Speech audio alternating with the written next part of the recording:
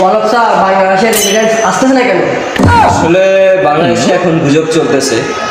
আমি প্রবাসী ভাইদের কাছে হাত জোর করব, আপনারা প্লিজ কোনো গুজবে কান দিবেন না।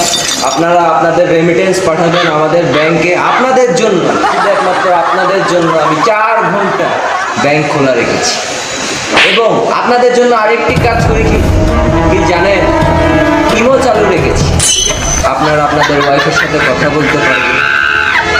এর জন্য আপনারা দয়া করে বাংলাদেশের রেমিটেন্স পাঠাবেন, না হলে আমার গদি থাকবে না, আমার বাচ্চা বউ বাচ্চা খেতে পারবে না। দয়া করে রেমিটেন্স পাঠাবেন।